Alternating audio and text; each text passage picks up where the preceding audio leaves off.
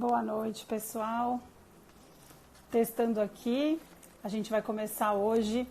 Vamos falar com uma convidada muito especial, Nádia Pateguana. Vamos esperar ela entrar. Se vocês não conhecem a Nádia, ela é coach do IDM, do Fasting Methods do Dr. Jason Fung.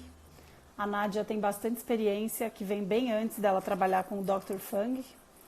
Então a gente vai esperar ela entrar para começar a live. Vamos dar oi para as pessoas que estão chegando. Bem-vindos. Nádia chegou. Nádia, você consegue me convidar? Isso, pronto. Vamos lá, vou esperar a Nádia conseguir entrar com a gente. E a gente vai começar hoje bem no horário, porque já é tarde em Portugal. Oi, Nádia, tudo bem? Oi, Mayra, tudo bom? Tudo bem. Você está conseguindo me ouvir direitinho?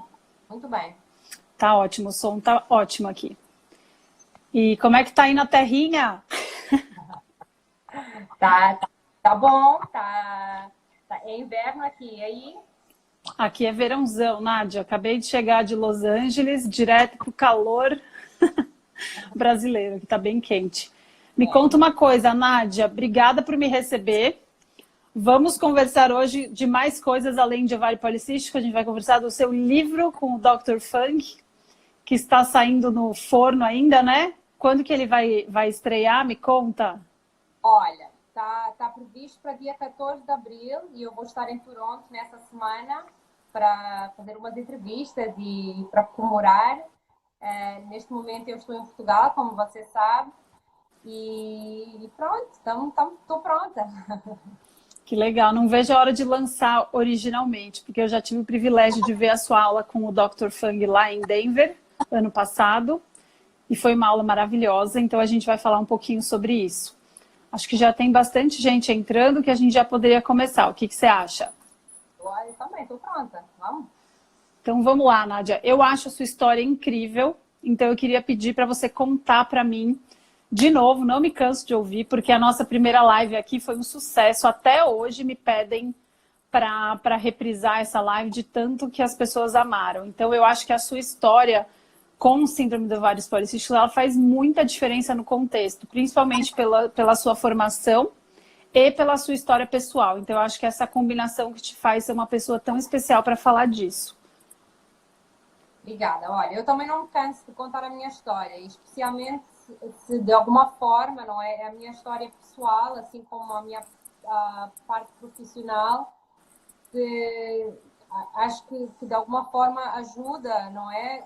As mulheres que estão a passar por estas várias fases, como eu passei, e chegar ao ponto de se sentir saudável, não é? Porque o ovário policístico, o síndrome do ovário policístico é muito comum. Este é um dos fatores que é necessário salientar. É algo bastante comum.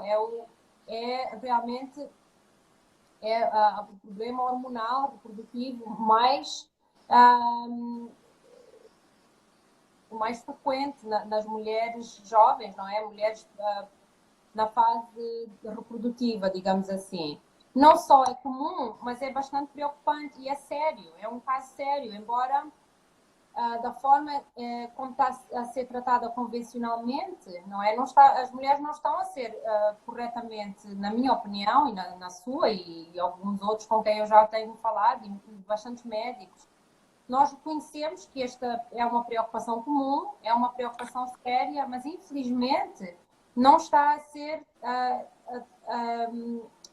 tratada corretamente. Por quê? O tratamento convencional é sintomático, né? É sintomático. Nós estamos realmente a tratar a raiz do problema. E hoje em dia nós temos o privilégio de conseguir entender, graças ao trabalho de vários médicos, incluindo o trabalho que o Dr. Jason Fung tem feito nesta área, que é salientar qual é a raiz do problema. Então vamos começar pelo início, não é? Como é que eu, Nádia,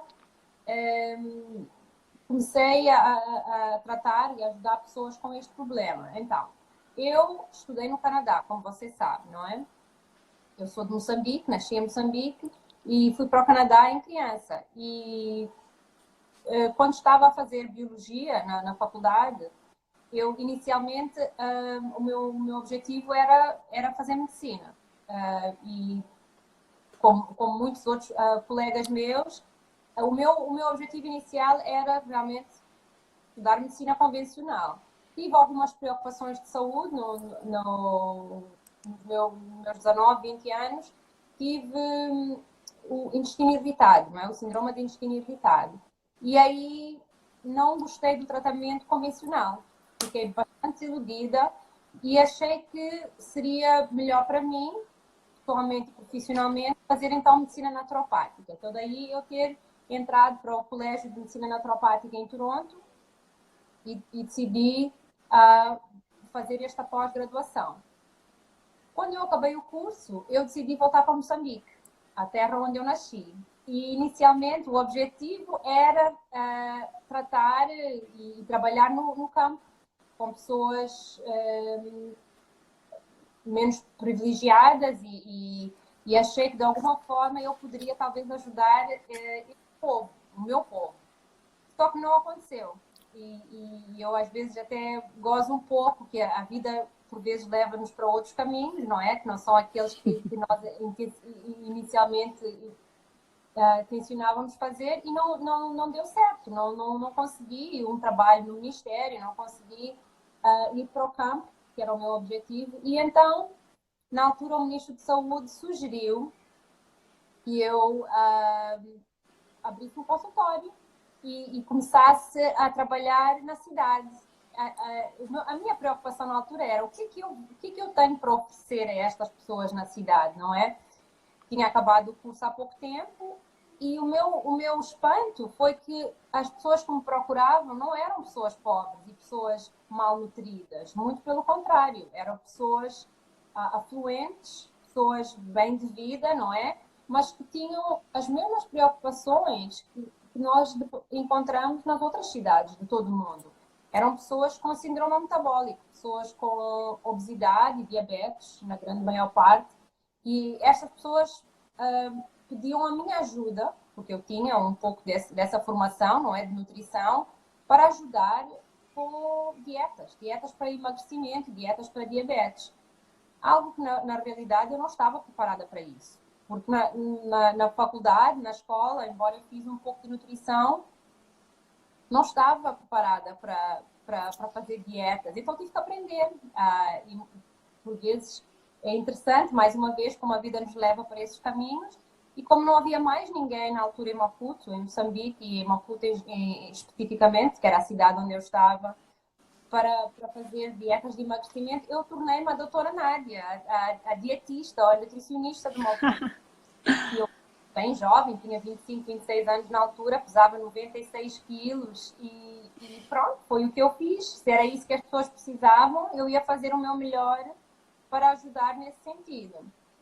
E em muito pouco tempo, por sorte minha, por muito trabalho meu e por muita paciência dos meus pacientes, nós conseguimos realmente criar uma base alimentar, umas detox, dietas de eliminação e por aí além.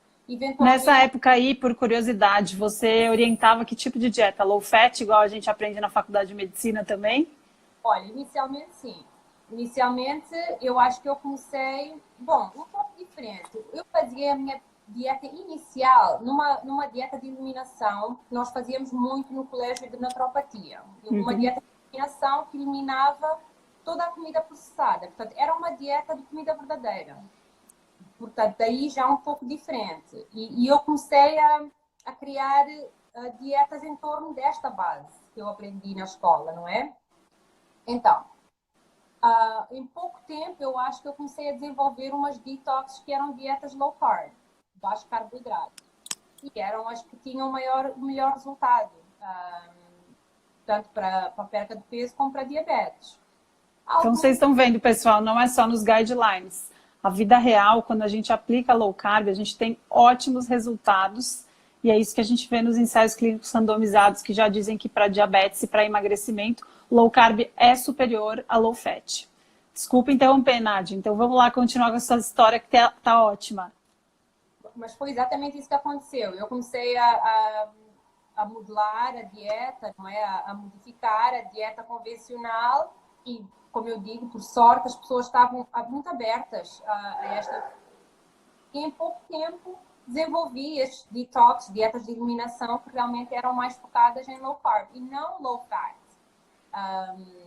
Embora, mesmo naquela altura, eu e todas estas pessoas tínhamos a preocupação da gordura e da gordura alimentar, mas eventualmente eu comecei a afastar essas preocupações e comecei a focar mais na dieta low carb. Ao longo deste trajeto, algo interessante começou a acontecer com alguma frequência. E uma dessas coisas era que as mulheres com quem eu trabalhava, muitas delas, tinham também a preocupação da fertilidade. E o que começou a acontecer foi que, milagrosamente, várias mulheres engravidaram. Depois de fazer a dieta 3, 4 meses, e alguns casos bastante interessantes, que eu própria não conseguia explicar. Como é que uma mulher, por exemplo, um dos casos que eu falo bastante, e que também mencionamos no livro, como é que uma mulher, depois de 13 anos de infertilidade e vários tratamentos de fertilidade, nunca conseguiu engravidar, e depois de 3 meses de fazer uma dieta, uma detox, não é? Uma eliminação, uma dieta low carb, como é que ela engravidou? E o próprio marido e ela vieram a uma consulta e o marido perguntava-me, eu não tinha a resposta, eu não sabia por que ela tinha engravidado, como é que ela conseguiu engravidar, e várias outras mulheres. Então isto ficou com que eu ganhei Essa fama. esta fama, exatamente, da médica que conseguia ajudar as mulheres a engravidar. E era quase como uma piada, porque havia pessoas que diziam, olha, não vai nessa médica se você não quer engravidar. Mas esse não era o meu foco. O meu foco era o emagrecimento e o diabetes. E eu nem tinha explicação por que as mulheres engravidavam e também, não, como não era o meu foco, ficou por aí. Só que ao longo deste trajeto, eu, Nádia, desenvolvi, comecei a tentar engravidar e não conseguia. Tive um ano de infertilidade e finalmente fui diagnosticada com ovário policístico. Uhum. E a parte mais interessante aqui é que eu era bem magra. Portanto, eu não tinha a obesidade, mas tinha os 3 fatores diagnósticos do ovário policístico.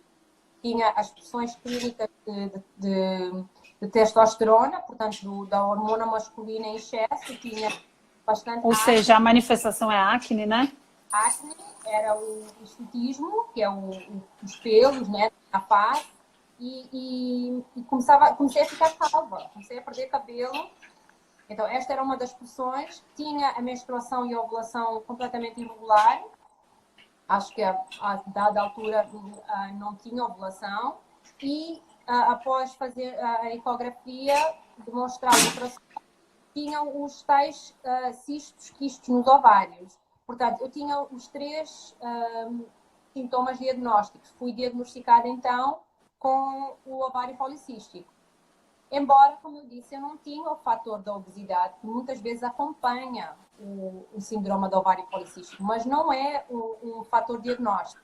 Isso é muito interessante a gente falar aqui, porque ovário policístico é uma das faces da resistência insulínica que não é bem falada e devidamente reconhecida, só que ela atinge cada dia mais, ela também é uma epidemia, porque justamente resistência insulínica é uma epidemia mundial. Então eu acho muito interessante a história da Nádia, pessoal, porque ela tem justamente a manifestação da resistência insulínica sem a obesidade. A gente muitas vezes só pensa em ovário policístico da mulher obesa, mas isso pode acontecer com mulheres magras e se você não investigar propriamente, você não vai fazer o diagnóstico. Então pode continuar, Nádia. Então, para mim, é um fator importante. Embora, o que aconteceu comigo foi que eu comecei a engordar. Neste trajeto, embora era muito magra, também comecei a engordar. E não só comecei a engordar, como a minha preocupação era a obesidade central, na zona abdominal. E daí muitas outras coisas. Desenvolvi os diabetes, desenvolvi hipertensão, tensão alta. Portanto, muitas coisas começaram a desenvolver. O que nós hoje sabemos? Nós hoje sabemos que a insulina é o fator principal que é a causa, não é? A raiz de todos estes problemas. Portanto, a obesidade não causa o ovário policístico. O que causa a obesidade, o que causa o ovário policístico e o diabetes é a hiperinsulinemia, não é? desenvolve depois a tal resistência à insulina. E foi o que aconteceu comigo.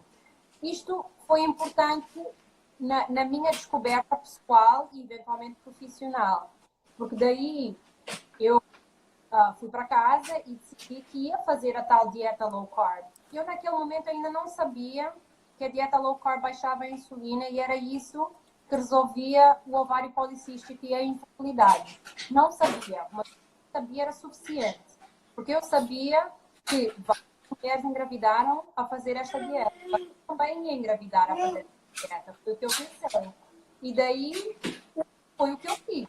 Eu simplesmente fiz a dieta mais low carb que eu recomendava às pessoas e segui aquela dieta durante 1 ou 2 meses e engravidei. Infelizmente, não continuei com qualquer tipo de alimentação regulada e saudável durante a minha primeira gravidez e, portanto, daí desenvolvi todos os outros fatores e realmente tive várias complicações nessa primeira gravidez, relacionadas, hoje em dia sabemos, relacionadas com o ovário policístico e com a insulina, com a hiperinsulinina.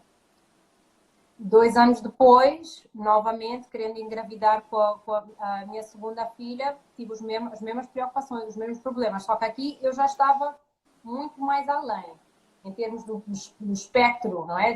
Desta doença, estava muito mais desenvolvida a doença e a resistência à insulina. Estava muito além. Daí já ter os diabetes, a tensão e tudo mais. Foi nessa altura, através de uma conversa com uma amiga, minha ginecologista, é uma amiga em Moçambique, a doutora Carolina, que ela disse, claro, Nádia, não vais engravidar facilmente. E mesmo com os tratamentos de fertilidade, não vai ser tão fácil, porque tu tens esse problema. O ovário policístico está ligado à resistência à insulina. Foi a primeira vez que consegui fazer esta ligação. E nessa época foi a primeira vez que você dosou sua insulina também? Eu nem nessa altura eu fiz o teste da insulina. Eu acho que o teste da insulina eu só fiz no Canadá pela primeira vez. Mas nessa foi suficiente para eu ligar os dois fatores e entender porque que a dieta low carb funcionava. E porque que a metformina, que é um medicamento para diabetes, já estava a ser utilizada na altura, foi recomendada a mim, para o tratamento de fertilidade. E realmente ajudou, funcionou. Eu engravidei a segunda vez. Então, foi só depois de eu ter a minha segunda filha que eu comecei a seguir a dieta low carb e aí o jejum intermitente. Entretanto, voltei para o Canadá, comecei a trabalhar com o Dr. Fanny e com a Megan no IDM, Intensive Dietary Management Program, na altura. Hoje é o The Fasting Method. E eu, na altura, nós já tínhamos então toda a ciência, não é? Ou eu, pelo menos, estava bem clara sobre a ciência e o porquê de recomendar a dieta low carb. E continuei a trabalhar nesse ramo com eles, tanto com pessoas com obesidade, diabetes e ovário policístico. Nós já juntamos como sendo um grupo, não é? De doenças que estão relacionadas. E uma pergunta, quanto tempo você levou até reverter os principais sintomas da síndrome do ovário policístico? Acho que isso é muito importante, porque o fator tempo para mulheres é uma das principais causas de abandono do tratamento pela ansiedade. Então, acho que é muito importante você contar para a gente a respeito do tempo que levou. Olha, eu acho que esse é um ponto muito importante, realmente. É assim, as mulheres com ovário policístico não são inférteis. Isto é importante salientar. Tanto não são que eu engravidei 2 vezes. Ixi, pessoal, vocês estão ouvindo? Nádia, repete. E é por isso que você... É por isso que eu engravidei tendo ovário policístico. 2 vezes. Portanto, eu não reverti o ovário policístico. Simplesmente, a manipulação da dieta, consegui reduzir a insulina ao ponto de conseguir ovular. Perfeito. Agora, qual é o grande problema aí? É que eu engravidei com o ovário policístico. Engravidei sem resolver o problema, o assunto. E então, uma gravidez com ovário policístico é uma gravidez de risco.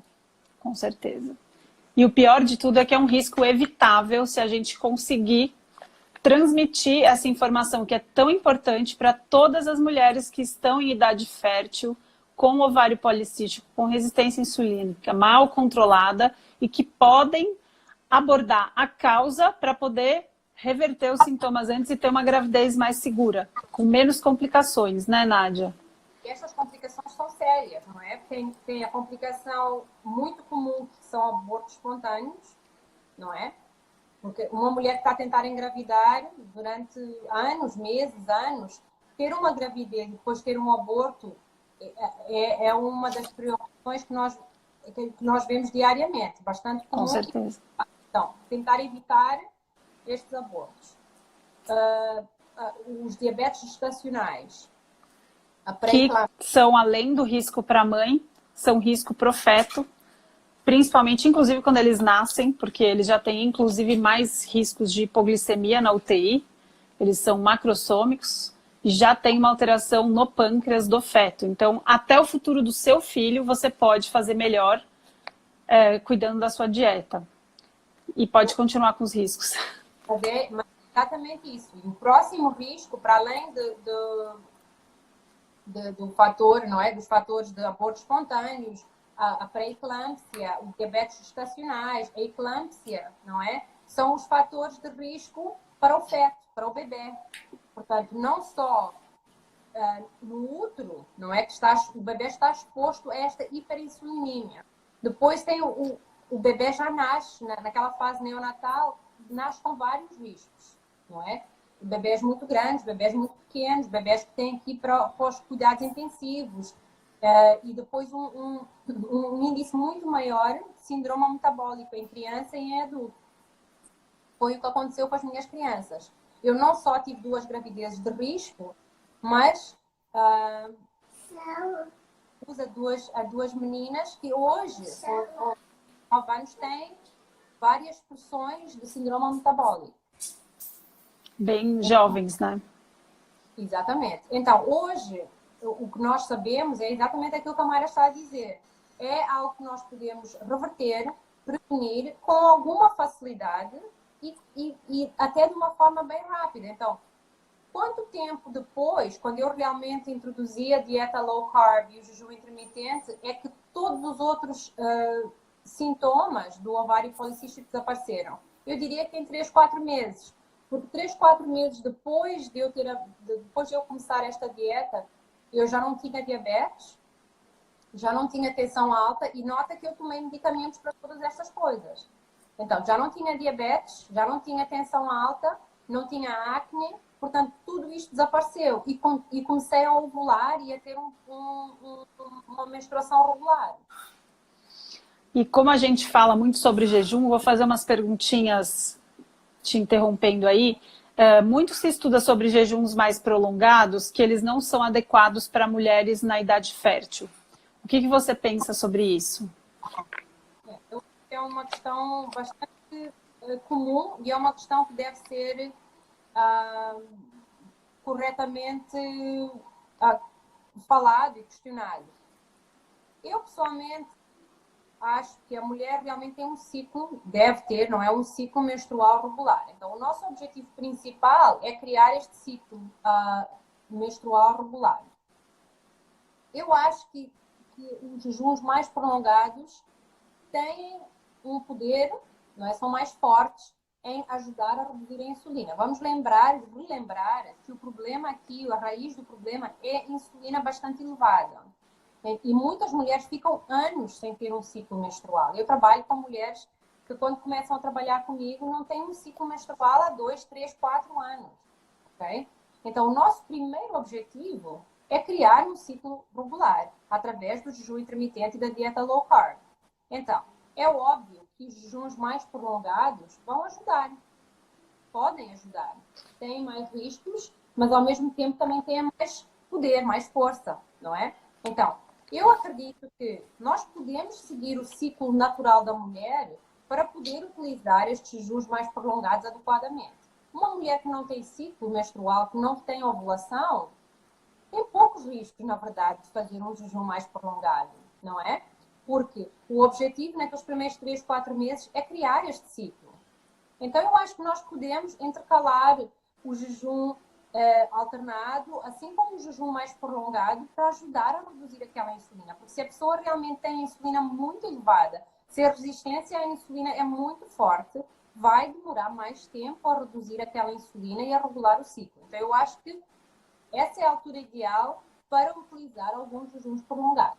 Primeiro, após uma mulher ter um ciclo mais regular, então é fácil. Nós podemos seguir o ciclo menstrual para determinar quando é que é a altura adequada para fazer jejuns mais prolongados e mais curtos. Até porque é mais fácil durante certas fases do ciclo fazer jejum e é mais difícil durante outras fases do ciclo menstrual.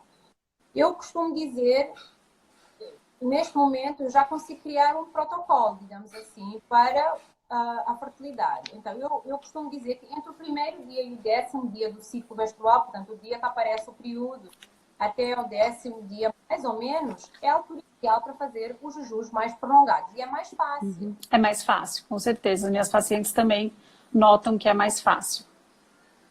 Porque naturalmente a nossa resistência à insulina reduz na fase inicial do ciclo. Após a ovulação, naquela fase luteal, a insulina, a resistência à insulina começa a aumentar. Então, a mulher começa a sentir os tais sintomas do síndrome pré-menstrual. Começa a sentir os desejos, começam a aumentar, a inflamação começa a aumentar, a irritabilidade. Há vários sintomas que nos mostram que há mulheres que é logo após a ovulação. Portanto, 2 semanas de uma fase hiperinsulinémica, digamos assim, que a reação aos alimentos também é hiperinsulinémica e a resistência à insulina é maior. Então, essa fase é uma fase em que nós podemos trabalhar um pouco mais com a alimentação, com o tipo de alimentação. Time restricted feeding, né? A janela. Exatamente, a janela. Portanto, se a mulher está a tentar engravidar, então, a mulher deve ficar pelas não fazer jejuns prolongados, somente ficar nas janelas alimentares, time restricted feeding, ok? E consumir alimentos mais baixos em carboidratos, moderados em proteína e mais elevados em gordura alimentar. Nós chamamos a isto fat fasting, fat feasting. Então, é possível ter o ciclo para orientar a alimentação. Na primeira, do dia 1 a dia 10, mais ou menos, do ciclo menstrual antes da ovulação, pode fazer jejuns mais prolongados, se estiver hidratada adequadamente, se sentir bem, se tiver reservas suficientes para tal, pode, até um certo ponto. E claro que existem alguns limites, mesmo em termos de ser mais, como é que se diz, safe? Mais seguro. Seguro. E depois da ovulação, aí a mulher não sabe, pode estar grávida, este pode ser o ciclo menstrual em que a mulher vai engravidar. Então, a partir daí, vamos focar nas janelas alimentares e nos alimentos mais corretos para não aumentar ainda mais a insulina, porque a insulina nesta fase começa a aumentar. Então, esta é a minha maneira de ver e é o protocolo que eu gosto de seguir com as mulheres. Certo, pessoal, estão fazendo muitas perguntas aqui. Eu vou até tentar encaixar algumas perguntas durante a fala da Nádia, mas se eu ficar respondendo pergunta por pergunta totalmente desregrada, eu não gosto de live assim, porque eu acho que perde até o interesse, porque fica muito bagunçado, a gente não termina um raciocínio. Essa pergunta da metformina se encaixa muito bem aqui. Eu queria saber se você também gosta da metformina para ovários policísticos e o que você acha disso? Olha, Maia, isso é uma boa pergunta. Eu, pessoalmente, foi-me recomendado por essa minha amiga ginecologista, a doutora Carolina, na altura em que eu estava a tentar engravidar com a minha segunda gravidez, porque o meu ovário policístico realmente estava bem avançado, porque eu não estava a seguir a dieta low carb, nem estava numa fase em que conseguia encaixar bem toda esta informação. E, portanto, ela achou por bem recomendar que eu tomasse a metformina, porque achava que naquela altura me iria ajudar. Hoje em dia, eu como profissional de saúde, digamos assim, eu trabalho como coach, dietary coach. E como tal, eu não posso dar... Não pode recomendar, né? Não posso fazer recomendações médicas. Mas como eu trabalho com médicos, há médicos que recomendam a metformina e há médicos que não. Eu acho que um médico que está mais direcionado à alimentação poderá dizer que a metformina seria desnecessária, porque o que nós estamos a tentar fazer através da dieta low carb e do jejum intermitente vai ser muito mais poderoso. E a metformina, como qualquer outro medicamento, tem os seus efeitos secundários. Um dos grandes efeitos secundários da metformina é uma indisposição gastrointestinal muito elevada em várias pessoas. Então, tem a sua utilidade, sim, e é utilizada hoje em dia por vários médicos de fertilidade, mas ao mesmo tempo tem o seu componente que realmente aumenta a sensibilidade à insulina, mas não vai resolver a raiz do problema. Com certeza. É a insulina que está elevada e que deve ser produzida através da alimentação. Interessante. Eu gosto bastante da metformina, principalmente para as pacientes que estão com uma resistência insulínica muito alta. Essa é uma maneira de ajudar, inclusive naquela perda inicial de 1 quilo, mais ou menos. Elas costumam tolerar bem o extended release, né? Então, os sintomas gastrointestinais ficam um pouco diminuídos.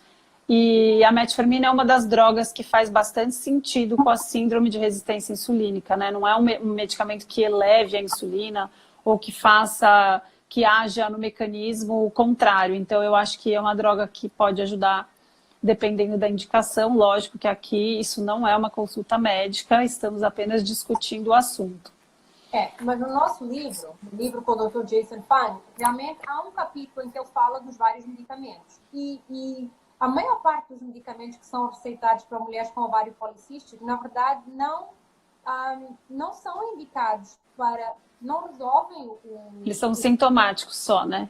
Tratam o sintoma. E na grande parte, por exemplo, a pílula não resolve o problema, não ajuda a engravidar. No meu caso, a pílula ajudou com a acne, não é? Mas cada vez que eu tirava a pílula, a acne voltava em força. Depois há medicamentos para a acne que a mulher não pode tomar se não tiver a tomar a pílula, porque não pode engravidar a tomar aquele medicamento, etc, etc.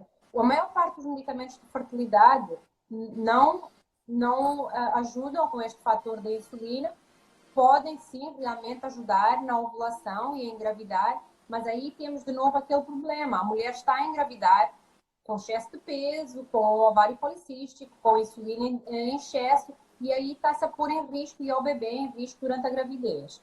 Portanto, realmente o Dr. Fung falou disso. Nós podemos aprender muito com a metformina, porque sabemos que se a metformina ajuda, então a dieta vai ajudar muito mais.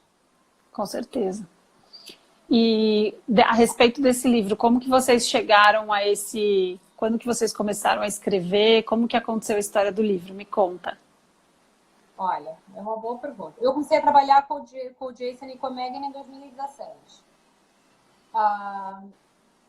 Eu acho que ele tinha interesse, algum interesse no ovário policístico e na relação do ovário policístico com o diabetes e a obesidade, o fator de fazer parte deste conjunto de doenças, não é? De preocupações relacionadas à hiperinsulinemia. Agora, a algum momento eu escrevi uma review para o Journal of Insulin Resistance. E esse review chama-se A Contribuição da Hiperinsulinemia ao Hiperandrogenismo da Mulher com Ovário Policístico.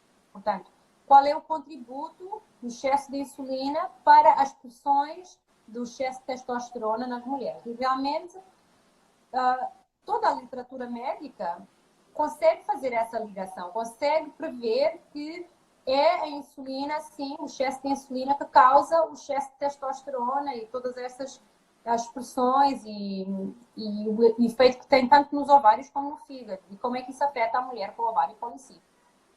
E daí, eu acho que a Megan também tinha ovário policístico.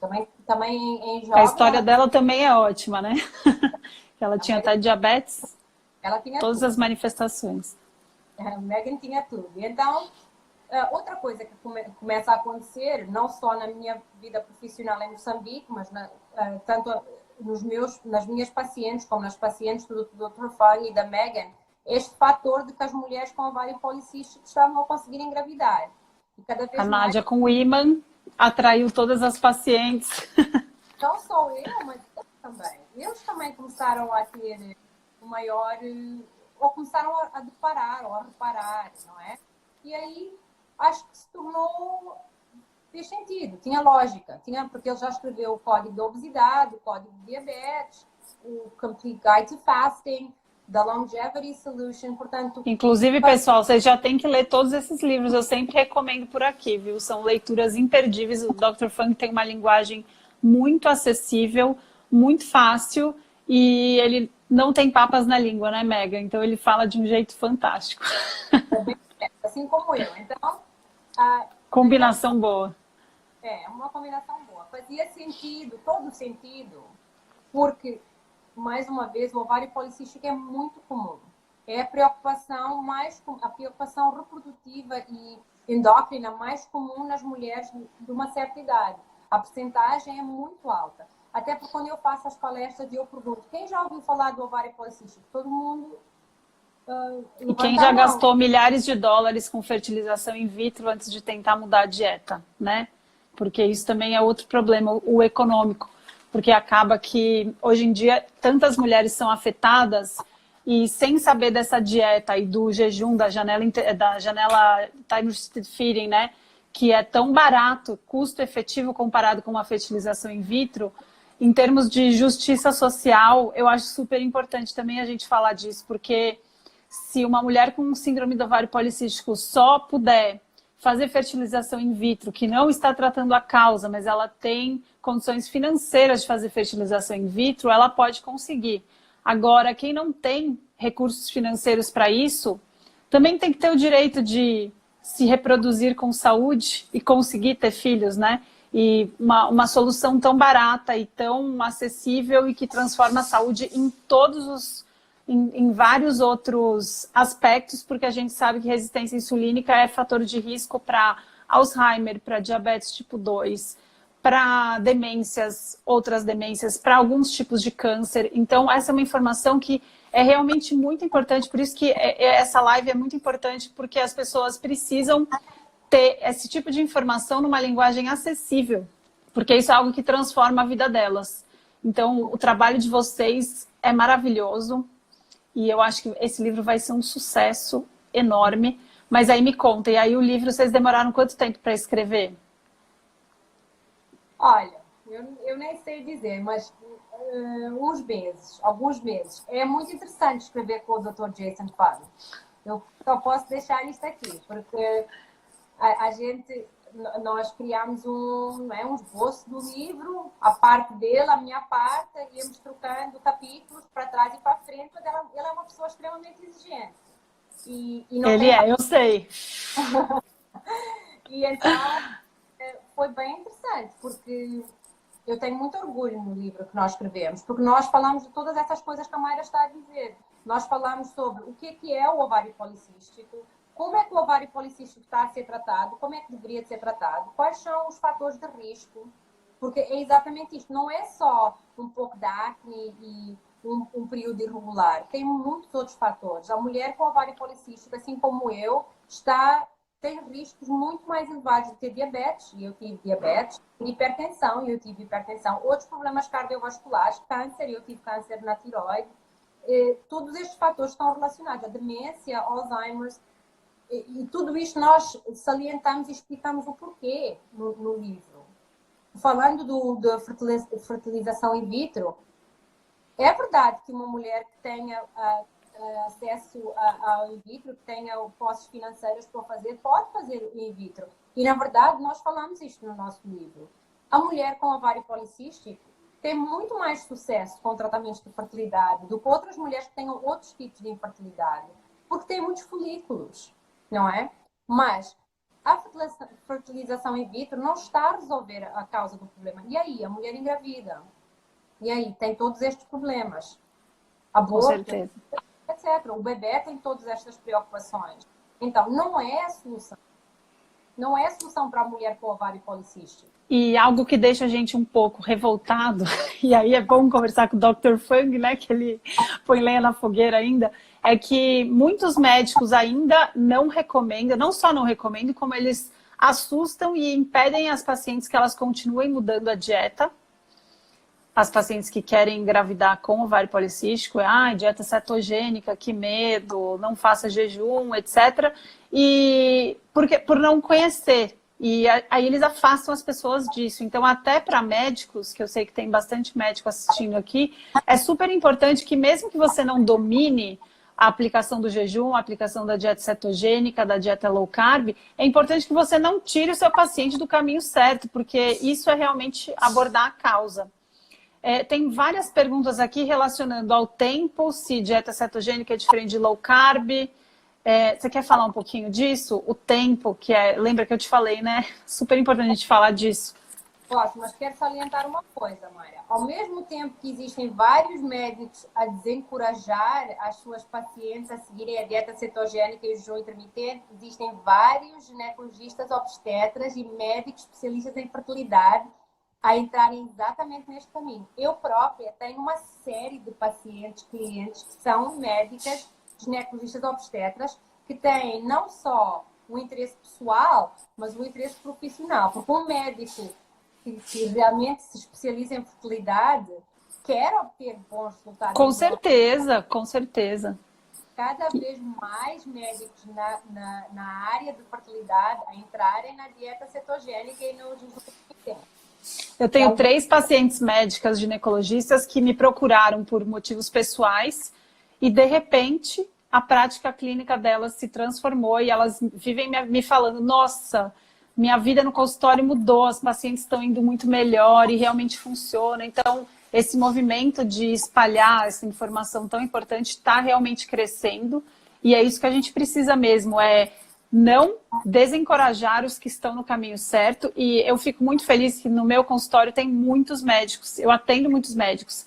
E é muito feliz para mim porque um médico que você atenda e que nele mesmo ele veja as transformações que a dieta e o estilo de vida fazem, em termos de saúde mesmo, eu sigo com exames até numa frequência maior do que eu deveria, mas eu vejo que o fator de pedir exames seriados, do próprio paciente ver a insulina de jejum caindo, a glicemia melhorando, o perfil de colesterol melhorando, tudo isso vai fazendo com que o paciente se envolva mais e veja resultados. E para mulheres especificamente com ovário policístico, a maior felicidade mesmo é regular o ciclo menstrual, né? Que elas sentem literalmente na pele essa transformação do poder do estilo de vida. Então é muito legal. Ao contrário, até falamos sobre isso no livro, de uma paciente que não tinha menstruação há 3 ou 4 anos e em 2, 3 meses começou a ter veio um ciclo menstrual e ela estava possessa. Ela estava estragou todos os planos dela de ficar sem menstruar. Igual você, né, Nádia, que ficou com fama ruim lá em Maputo, porque não vai naquela médica que ela engravida as pessoas. Eu até aviso, teve uma paciente minha com um ovário policístico que ela não queria engravidar, não se incomodava com o ciclo dela e mantinha relações sem prevenir. Eu falei, olha, é muito importante que você saiba que o seu risco de engravidar agora começou a aumentar bem, porque o seu ciclo regulou e essa dieta funciona mesmo. Exatamente, Nina, a doutora Cegonha, doutora Nádia Pateguana. E graças à história da Nádia, hoje em dia eu aviso as pacientes que não querem engravidar para começarem a tomar cuidado com algo que elas não tinham que se preocupar antes. Tem algumas perguntas aqui que eu recebi. Uma paciente que continua com acne mesmo após reduzir a resistência insulínica, ou seja, melhorar o Roma, melhorar a insulina basal em jejum e melhorar a glicemia em jejum. O que você diria para ela, Nádia? Olha, eu diria que, no meu ponto de vista, ela ainda está no trajeto. Quer dizer que ainda não chegou Exatamente. lá. E continua porque vai melhorar. Se não melhorou ainda, vai melhorar. E esse é o caminho certo. Eu vejo mesmo pessoas mulheres ou homens que não têm ovário policístico, a dieta low carb e o jejum intermitente é a solução ideal. Não é um creme, não é algo exterior que vai resolver o problema, não é? Eu acho que essa pessoa tem que continuar a insistir. Agora, voltando à sua pergunta inicial, que até pode ajudar a responder esta pergunta desta pessoa. Qual é a diferença entre a dieta low carb e a dieta cetogênica? Olha, a dieta cetogênica é uma dieta low carb, mas a dieta low carb pode não ser uma dieta cetogênica. É tudo uma questão de dose, né, Nádia? Eu sou anestesista, eu penso assim, em remédios e doses e medicamentos. Agora, o jejum intermitente é uma prática que pode ser utilizada com qualquer dieta, mesmo uma dieta não sendo low carb. E por vezes a pessoa entra em cetose, mesmo seguindo uma dieta low carb, se estiver a fazer um jejum intermitente prolongado ou um jejum suficiente para entrar naquela... se baixar a insulina o suficiente, corte cetogênico. E por vezes há pessoas que não seguem uma dieta low carb e conseguem entrar em cetose, naquela queima de gordura e redução da insulina. Isto é um fator importante, por quê? Porque muitas pessoas que seguem a dieta cetogênica comem todo dia. O tempo inteiro, lanchinhos low carb, castanhas, amêndoas, macadâmias e sobremesinhas low carb, né? Isso é super importante falar dos adoçantes, do xilitol. Isso transforma resultados impressionantes no consultório também. Isso é muito legal que você tocou no assunto. E nós falamos disto no nosso livro. E daí no nosso livro nós só falamos na dieta cetogênica uma vez. Que é para dizer que nós não chamamos a nossa dieta cetogênica, porque hoje em dia a dieta cetogênica está associada a exatamente isso. Muitos produtos processados, low carb, de baixa caloria, porque o foco aqui não é o carboidrato, nem o caloria. O foco é a redução da insulina. E a única forma de reduzir a insulina é ficar períodos de tempo sem comer. Daí o jejum intermitente. Okay? Então, essa pessoa que falou agora sobre a acne, eu acho que a pessoa talvez tenha que olhar não só para aquilo que come, mas como come, a frequência com que a pessoa come. Porque muitas vezes as pessoas não consideram que as nozes, que certos alimentos low carb, não consideram isso sendo um problema. Exato, a gente não come macronutrientes, você não come gordura, você não come proteína. Tudo tem um pouco de cada. Então, qualquer alimento que você escolha comer, ele vai aumentar a sua insulina. E se você é resistente à insulina, que é no caso do ovário policístico, um pouquinho que você coma tem um resultado, uma resposta mais prolongada do que uma pessoa normal sensível à insulina. Então, comer várias vezes ao dia significa que você manteve níveis altos de insulina o dia inteiro e você inibiu concentrações baixas dessa insulina, que são o que vão te ajudar a reverter essa síndrome, reverter a resistência insulínica.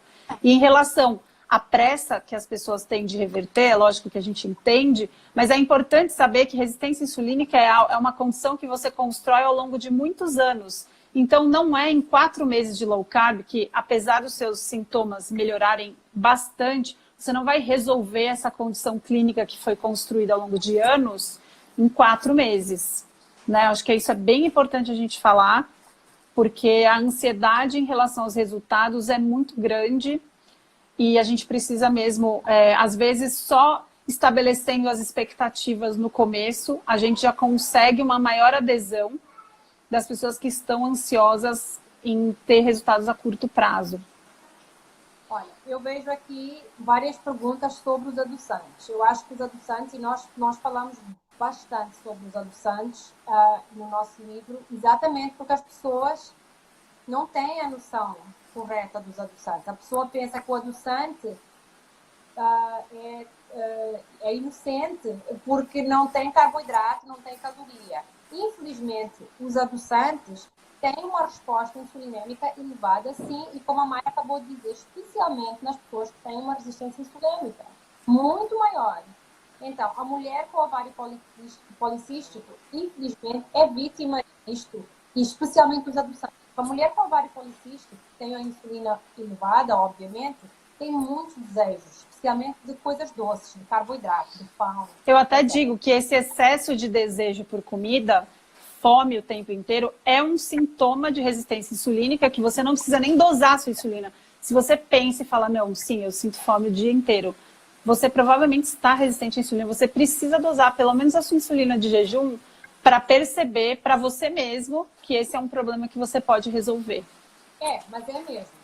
Esses desejos frequentes, constantes, É óbvio que algumas mulheres sentem isso mais durante certas fases do ciclo menstrual, mas há pessoas que têm isto constante.